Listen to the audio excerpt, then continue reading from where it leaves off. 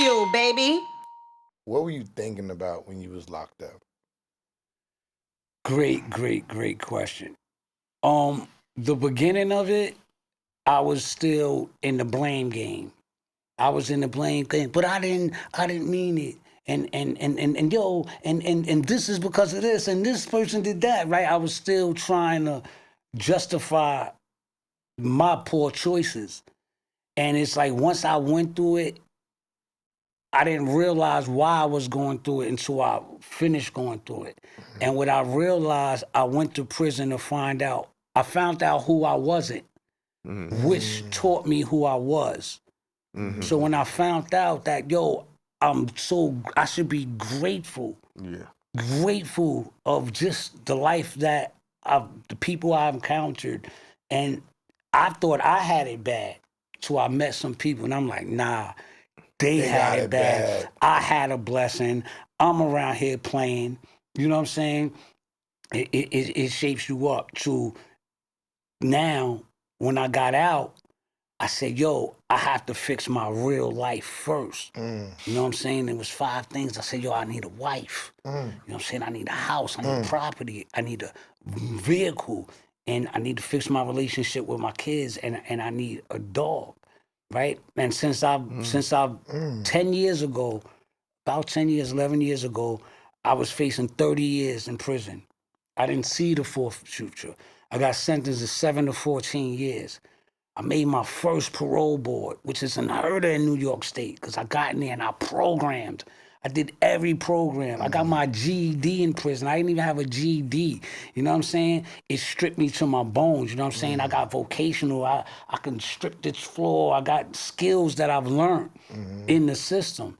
And then when I got out, I had to still dig the hole that I was in. I had to get to ground level. And I couldn't allow myself to pay attention to what everybody else is doing, because then I would have speeded. I would have got back in the game. I'd have been selling dope again. I'd have been doing all the stuff I was doing to create an image to make it seem like, yo, I'm here, I'm on, and all this, right? I've took all them chances. Trust me, I've done it. So when I see dudes repeating the cycle, I say, that's what it is. You haven't had enough yet. You know what I mean? So once I got out and I started focusing on those things, and then not too long ago, I went into my backyard, right? And I'm like this, smoking a black. And I'm like, I'm successful than a motherfucker. And it just hit me. And why am I successful? Because like I just explained, I'm just maxed out of parole 1 month ago. And I have those things. You know what I'm saying? I got out, I maxed out of parole. People who was in my situation don't do that. They don't get that far because they get out and they put other people's problems in their bag that was paying the bills when they was locked up. Somehow everybody was making it happen. But then you get out and they dump it all on you and you start getting stressed out. You trying to catch up with everybody, like, you know what I'm saying?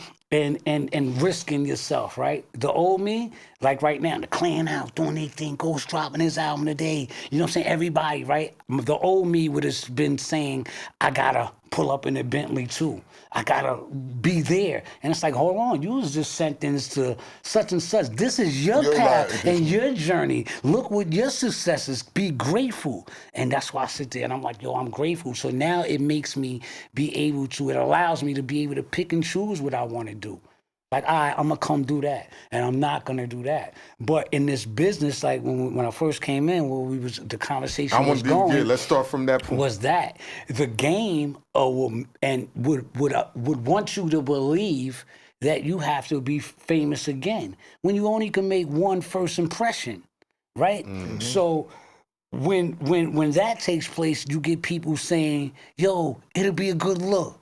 Come on, my shit, right? But they're getting paid. They get paid off you, right? And it costs money. So I tell people, like honestly, I got a whole detail to come out. And they be like, a detail? I'm like, yeah. Hair, makeup, right? Wardrobe, transportation, security. So I'm already $1,000 in just by coming out to an event, just by coming out. And my thing is just include me in it. And then I make an investment, and now I have a purpose to be there. Other than that, I don't have purpose. And a lot of people go, yo, Shy, what's up with a new album? What's up with doing movies? Just to put you on my mind. all right, I get offered scripts all day. But the SAG low budget films and things like that, right? If I do those and it isn't as successful, it stuck. taps on my legacy. I'm no longer the one that was in Original Gangsters and Preacher's Wife and In Too Deep and the Parenthood and right from my acting discrepancy. I can't allow that to happen. So until it's those roles that challenge me, and I'm not just your typical drug dealer again, 20 years later, like looking stupid, you know what I'm saying, playing the roles that, you know what I mean, playing the role of a YN, like as they say, like being an OG YN. I'm good on that. I don't want to be on nobody's block with a bunch of 30 people in the picture, right? Because I've learned that energy is in it with me. I look back at some pictures and I see it in the pictures, in the old pictures, like, oh, look at all this darkness around me. You know what I mean? So now I just remove myself from it as much as possible. But is it, go on. No, because to say that you got to be famous again, you don't think sometimes like when the candle is down, you got to rebuild it back up, just like how when you were locked up, right? Yeah. And you rebuilt yourself back up. Can you look at it from that perspective, or you think that... No, I do, right? Okay. And I do look at that, and then I look at it from a business point and an investment and a return on the investment. So me today, right? I'm not bad. I know people that's bad off, right? I don't have to do a $1,000 feature. I don't have to do these features. I don't, you know what I'm saying? Why don't you have to do that? Because I set my real life up. My real life is in order. But don't you need to make money? Are you making residuals off the other stuff that you've been doing? Well, thankful to people like Kane that gave me the jewels of never selling your publishing. I own 100% of my publishing. Kane who? Big Daddy Kane, yeah. Okay.